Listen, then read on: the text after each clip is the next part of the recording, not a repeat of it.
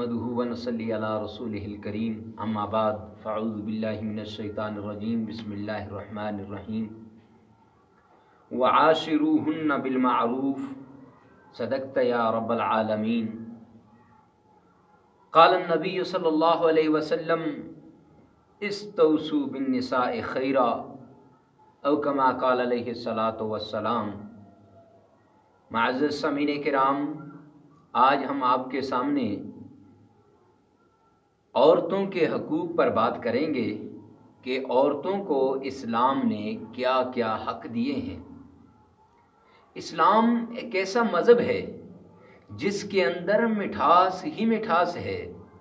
اسلام ایک ایسا مذہب ہے جس نے ہر چیز کے لیے حق مقرر کیا ہے۔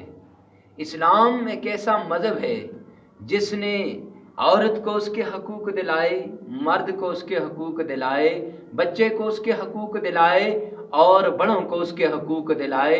سارے کے سارے حقوق اسلام نے دلائے ہیں۔ تو اسلام کے اندر، اسلام سے پہلے عورت کا کوئی حق نہ تھا۔ عورت بیچاری ویسے ہی بے یارو مددگار ہوتی تھی۔ عورت کو لوگ بکریوں کی طرح سمجھا کرتے تھے۔ عورت کا کوئی مرتبہ اور مقام نہیں ہوتا تھا، اور اسلام نے آ کر عورت کو بہت بڑا مقام دیا ہے۔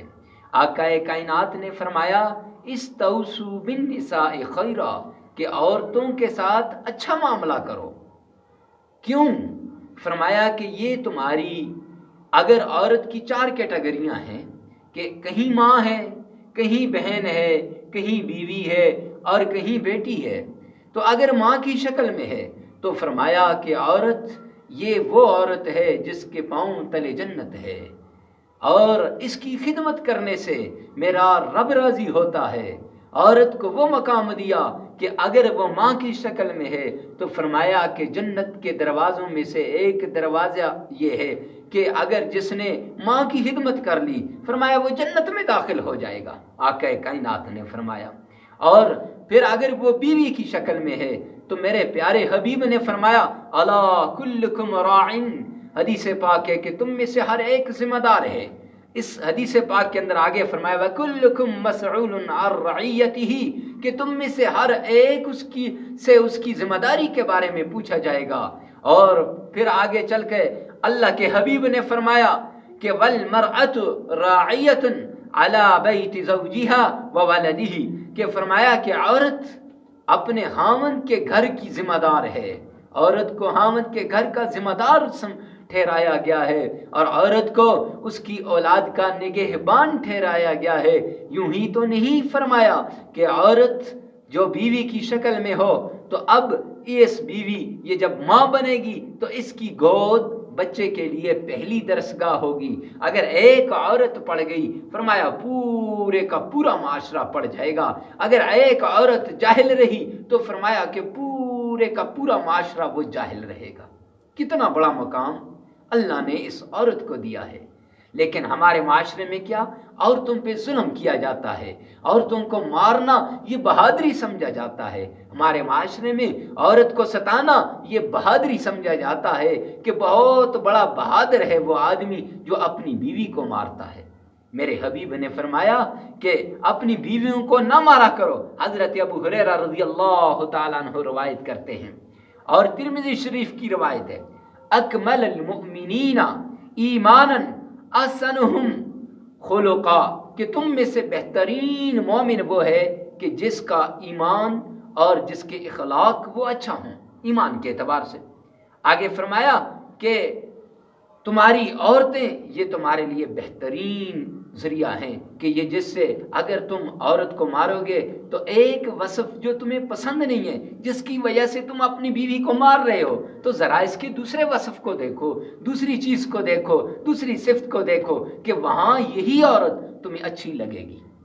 اور میرے پیارے حبیب نے فرما دیا خیارکم خیارکم لنسائہم، کہ ترمذی شریف کی یہ بھی روایت ہے کہ تم میں سے سب سے بہترین وہ ہے جو اپنی بیوی کے ساتھ اچھا ہے۔ یہاں کہا جاتا ہے کہ اگر بیوی کے ساتھ اچھا سلوک کر لیا تو کہا جاتا ہے کہ یہ تو بیوی کا غلام بن گیا ہے، کہا جاتا ہے یہ تو وہ بیوی کی باتیں سننے لگ گیا ہے۔ نہ، اللہ کے حبیب نے فرمایا کہ بیویوں کے ساتھ اچھا سلوک کیا کرو۔ کیوں؟ جب اچھا سلوک کریں گے تو اس سے جنت ملے گی۔ اس لیے میرے بھائیوں، یہ بڑی مظلوم ہوتی ہے۔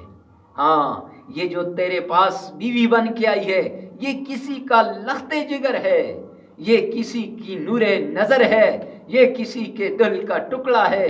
اگر اس پہ تو تشدد کرے گا، اگر اس پہ تو ظلم کرے گا، اگر اس کو تو سزا دے گا، اگر تو اس کو اذیت دے گا، تو میرے بھائی یہ اس آدمی کو اذیت دے گا جس کے یہ دل کا ٹکڑا ہے، جس کی آنکھوں کی ٹھنڈک ہے، جس کے دل کا چین، راحت اور سکون ہے۔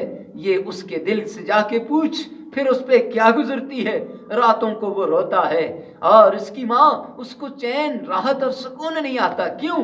میری بیٹی کا گھر وہ بڑا پریشان ہے، وہ بڑا میری بیٹی اپنے گھر کے اندر پریشان ہے، تو میری بیٹی کا گھر وہ سکون والا نہیں۔ اس لیے میرے بھائیوں، اگر اپنی بیٹیوں کی راحت چاہتے ہو، اگر اپنی بیٹیوں کا سکون چاہتے ہو، تو خدا را کسی کی بیٹی پہ ظلم نہ کرو۔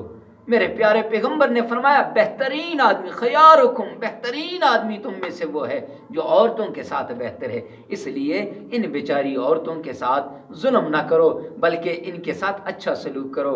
جب اچھا سلوک کریں گے تو اللہ بھی راضی ہو جائے گا اور اللہ کا حبیب بھی راضی ہو جائے گا۔ جب اللہ کا حبیب اور اللہ راضی ہو گئے تو میرے بھائیو، اس آدمی کا کام بن گیا۔ تو اس لیے اپنی عورتوں کے ساتھ اچھا سلوک کرو، اور ہم اپنی عورتوں کے ساتھ جب اچھا سلوک کریں گے تو ہماری بیٹیوں کے ساتھ بھی اچھا سلوک ہوگا۔ تو میرے بھائیو، اسی پہ ہم اپنی بات کو ختم کرتے ہیں۔ وآخر دعوانا ان الحمدللہ رب العالمین۔